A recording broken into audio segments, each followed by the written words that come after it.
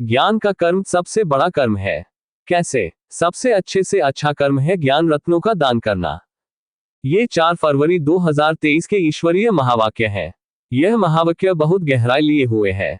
आइए इसका विश्लेषण करते हैं और समझते हैं कि ज्ञान दान करने का कर्म सबसे अच्छा कर्म कैसे है। कर्मों का क्षेत्र बहुत बड़ा है। अनेकानेक प्रकार के कर्म हम करते हैं। हमसे कुछ स्वैच्छिक कर्म होते हैं और कुछ अनैच्छिक कर्म होते हैं। वैसे तो जो कर्म स्वयं के लिए, समाज के लिए और प्रकृति के सुखद कर्म होते हैं, ऐसे सभी कर्म अपने आप में ही अच्छे कर्म या पवित्र कर्म होते हैं। फिर भी जब विश्लेषण विवेचन किया जाता है तब ये प्रश्न बनता है कि सबसे अच्छा कर्म कौन सा होता है। ज्ञान दान के कर्म को ही सर्वश्रेष्ठ बताया गया है। परमात्म महावाक्य इस उत्तर की पुष्टि करते हैं। क्या इसका अर्थ हम ये समझ ले कि ज्ञान दान ही सबसे अच्छा कर्म है, तो क्या बाकी सब कर्म सबसे अच्छे कर्म नहीं है? इस महावाक्य का हम क्या अर्थ समझें? इसी विषय के संदर्भ में हम एक विशेष मनोवैज्ञानिक तथ्य आपके ध्यान पर देना चाहते हैं। कभी कभी अन्य प्रकार के विषयों की व्याख्या करते समय भी कर्मों के बारे में भी यही कहा जाता है कि यह फला फला कर्म ही सबसे अच्छा कर्म है। ऐसा कर्म करो और वैसा कर्म करो जिससे उच्च पद मिलेगा। ऐसे ऐसे कर्म करने से बहुत ज्यादा प्राप्तियां होंगी, इत्यादि इत्यादि। ज्ञान दान करना सबसे अच्छा कर्म होता है, ये सुनकर बहुत से लोगों को ऐसा विचार चल सकता है कि क्या स्थूल धन दान करने का कर्म, गुण दान करने का कर्म या अन्य प्रकार के दान करने वाले कर्म ये सब नंबर 2 ग्रेड वाले कर्म या नंबर 3 ग्रेड वाले कर्म होते हैं। ये दुविधा कईयों के मन में शायद रहती होगी। शिक्षक और प्रशिक्षक किसी अमुक विषय के व्याख्याकार होते हैं। शिक्षकों के किसी विषय को पढ़ाने व व्याख्या करने या विश्लेषण करने के का अलग अलग ढंग होते हैं। किसी भी एक विषय की अनिवार्यता, उपयोगिता और महत्ता पर जोर देने के कई भावार्थ होते हैं। यदि व्याख्याकार या विश्लेषक को अमुक अमुक विषय की गुणवत्ता, अनिवार्यता, उपयोगिता इत्यादि के बारे में बहुआयामी रूप का ज्ञान होता है तो वह उस विषय का अधिक से अधिक विस्तार करके उसको बहुत गहनता से समझाने का प्रयास करता है। वह उस विषय की पराकाष्ठा तक जाकर उसको स्पष्ट करने का प्रयास करता है। उस पराकाष्ठा में उस विषय के महत्वपूर्ण होने की बात पर भी वह बल देता है। वह उस विषय को इतनी तन्मयता से और विस्तृत रूप से स्पष्ट करता है कि उसको उस समय उस विषय के अलावा अन्य विषय नहीं सूझता है। उस स्थिति में उसका मन चित्त दूसरे अन्य विषयों की तरफ से पूरा हट जाता है। वह केवल उस एक ही विषय को स्पष्ट करने में ही अपना पूरा ध्यान लगा देता है।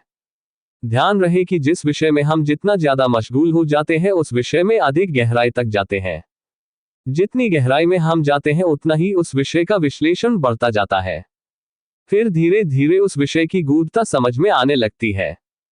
किसी विषय की जितनी गूढ़ता हमें समझ में आने लगती है उतना ही हमें ये समझ में आने लगता है कि जीवन के किसी न किसी एक या एक से ज्यादा आयामों में इस विषय की उपयोगिता अनिवार्य रूप से होती है। इसलिए व्याख्याकार उस विषय की गुणवत्ता और उसके महत्व पर इतना ज्यादा बल दे देता है, जिससे सुनने वाले को ये लगने लगता है कि शेष सभी विषयों की तुलना में यह एक विषय ही सबसे ज्यादा महत्वपूर्ण है।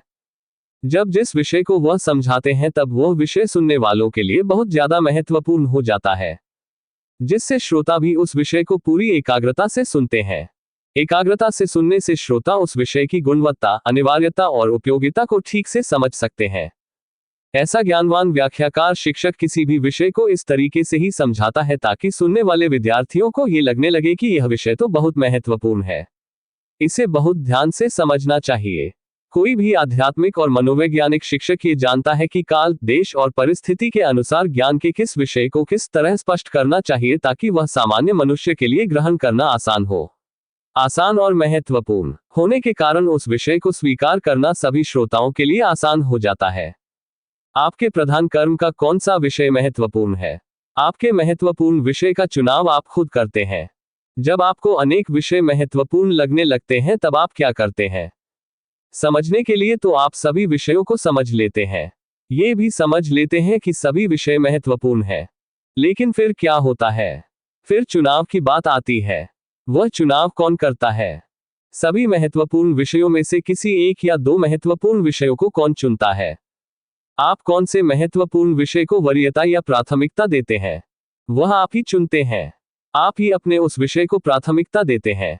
आपका आंतरिक प्रधान स्वभाव ही उसे चुनता है। आपका वह गुण जो आपका प्रधान मुख्य गुण होता है, जिसमें आपकी अभिरुचि विशेष रूप से हो, आपका वही गुण उस प्रकार के कर्म को चुनता है। आप वैसे कर्म के प्रति अभिमुख हो जाते हैं और उसे रुचि पूर्वक करने लगते हैं। वह कर्म आपके द्वारा स्वतः स्वभावतः होने लगता है। इसके लिए कुछ खास मेहनत नहीं करनी पड़ती है। सिर्फ आपके भाव और वैचारिक रुझान में उस विषय की ओर ज्यादा रुचि होती है। आप उस विषय की तरफ ज्यादा रुचिपूर्वक ध्यान देने लगते हैं। आप उस विषय को विस्तार और गहनता से समझने में ज्यादा समय और शक्ति देने लगते हैं। आपका मन उस विषय में बाकी सभी विषयों से ज्यादा एकाग्र होने लगता है। आपके प्रधान स्वभाव के अनुकूल आपकी विषय की प्राथमिकता प्रायोरिटी की प्रक्रिया में ये पूरा का काम आपका मन और अंतर्मन अपने आप करने लगता है, क्योंकि आपके अंतर्मन को ये पता होता है कि आपका प्रधान गुण कौन सा है और आपके मुख्य स्वभाव के अनुकूल आपकी प्रायोरिटी क्या है। इसमें कोई भी बाहरी कारक तत्व निमित्त मात्र प्रेरक बन सकता है, वह अलग बात है, पर वह होता आपका अपना ही मुख्य गुण है। हम अपने कर्मों के बारे में अपने मुख्य स्वभाव के अनुसार ही चुनाव करते हैं, क्योंकि वह मुख्य स्वभाव बाकी सभी गुण स्वभाव से ज्यादा प्रबल होता है। इसलिए वही सबसे पहले सरफेस धरातल पर उभर कर आता है। इसे एक उदाहरण से समझते हैं। मान लीजिए आप लगभग 20 लोग ब्रह्मा भोज पर आमंत्रित हैं। आपके सामने टेबल पर 20 प्रकार के भोजन के स्वादिष्ट व्यंजन परोसे गए हैं। आप सभी ने सभी व्यंजनों का रसास्वादन किया। बेशक सभी व्यंजन आपको बहुत ही स्वादिष्ट लगे। व्यंजनों को बनाने वाले ने सभी व्यंजनों को बहुत स्वादिष्ट बनाया था। आप सभी ने सभी व्यंजनों का रसास्वादन किया।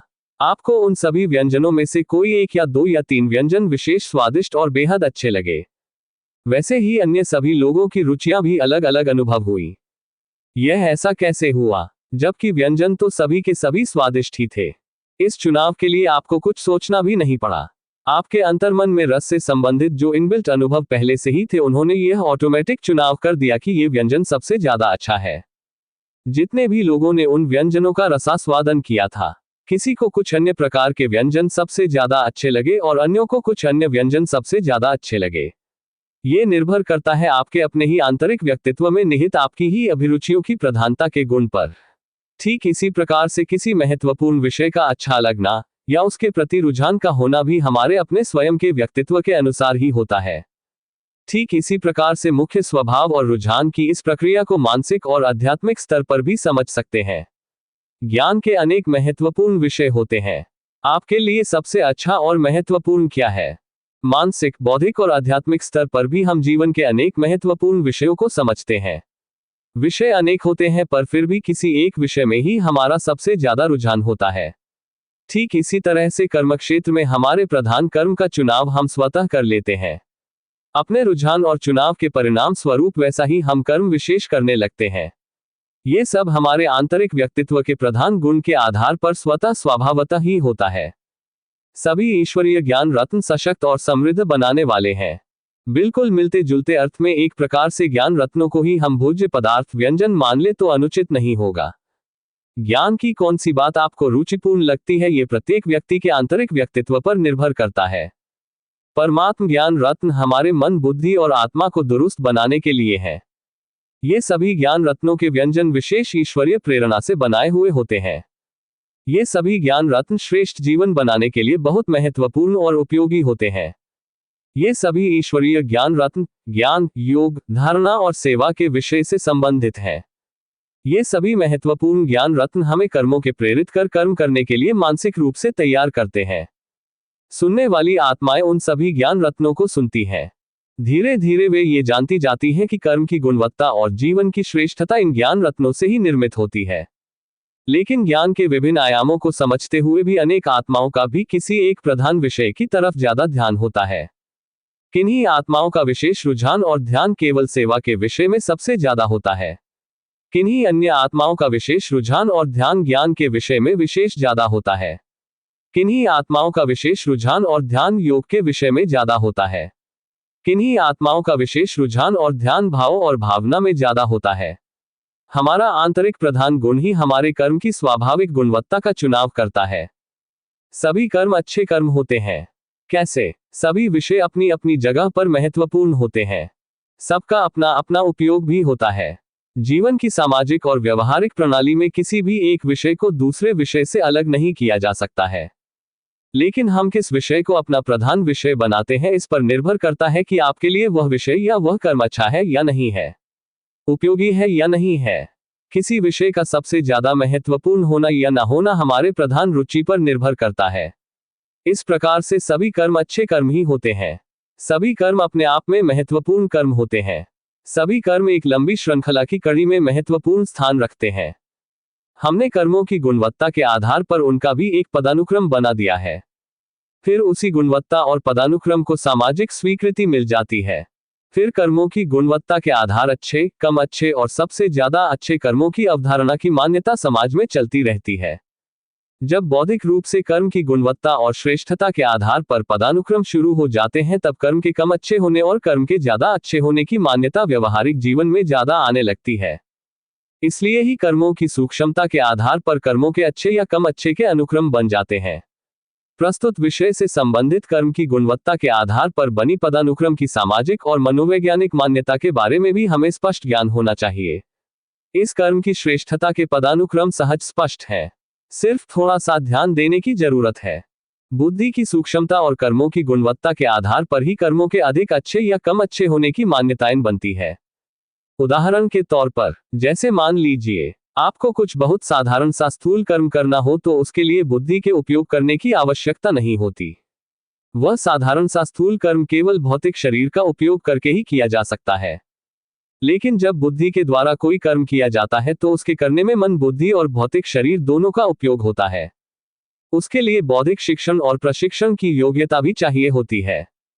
उसके लिए बौद्धिक विकास का होना अनिवार्य होता है। उस कर्म में दोहरी शक्ति काम करती है, इसलिए उस कार्य में मेहनत भी ज्यादा लगती है। बौद्धिक कर्म अर्थात ज्ञान के कर्म से ही स्थूल कर्मों को भी प्रेरणा और गति मिलती है। इस प्रकार बौद्धिक कर्म स्थूल कर्मों को भी दिशा देते हैं। इससे ही स्वतः स्पष्ट है कि बौद्धिक रूप के कर्मों की गुणवत्ता स्थूल रूप के कर्मों की गुणवत्ता से ज्यादा होती है। गुणवत्ता के आधार पर श्रेष्ठता के निर्धारण की अवधारणा बनती है, इसलिए कर्मों की गुणवत्ता के अनुक्रम बना दिए गए हैं। उदाहरण, शरीर से श्रेष्ठ है स्थूल कर्म इंद्रियां, स्थूल कर्म इंद्रियों से श्रेष्ठ है मन, मन से श्रेष्ठ है बुद्धि, बुद्धि से श्रेष्ठ है आत्मा, आत्मा से श्रेष्ठ है परमात्मा। ज्ञान विज्ञान के जगत में जैसे जैसे बौद्धिक ज्ञान बढ़ता है वैसे वैसे बौद्धिक कर्मों की भी सूक्ष्मताएं अर्थात गुणवत्ताएं बढ़ती जाती हैं। आध्यात्मिक और आत्मिक भावना की दृष्टि सभी आत्माओं और सभी प्रकार के कर्मों के बीच में एक ऐसा धागा है जो सभी आत्माओं को और सभी कर्मों को आत्मिक भाव के सूत्र में बांधे रखती है। ये भावना अर्थात ये दृष्टि सतयुगी सतोप्रधान भावना अर्थात दृष्टि है। यह आत्मिक भावना की दृष्टि अन्य दूसरे युगों में पूरी तरह से व्यवहार में नहीं आती है। कर्मों की श्रेष्ठता के अनुक्रम को एक बार पुनः दोहरा दें। बौद्धिक समझ के हिसाब से कर्मों के कम अच्छे होने या अधिक अच्छे होने की परिभाषा में फर्क हो जाता है। बौद्धिक सिद्धांत के अनुसार जो कर्म मानसिक, बौद्धिक और आध्यात्मिक दृष्टि से जितना ज्यादा सूक्ष्मता लिए हुए होता है वह कर्म उतना ही सबसे ज्यादा अच्छा या श्रेष्ठ माना गया है। जो कर्म मानसिक, बौद्धिक और आध्यात्मिक दृष्टि से जितना अधिक स्थूलता लिए हुए होते हैं उन कर्मों को कम अच्छे कर्म या सबसे कम अच्छे कर्म मान लिया गया है। इसलिए दान करने के कर्म को सबसे अच्छा कर्म कहा गया है। इस अर्थ में ज्ञान दान करने के कर्म को सबसे अच्छा कर्म माना गया है। Thank you.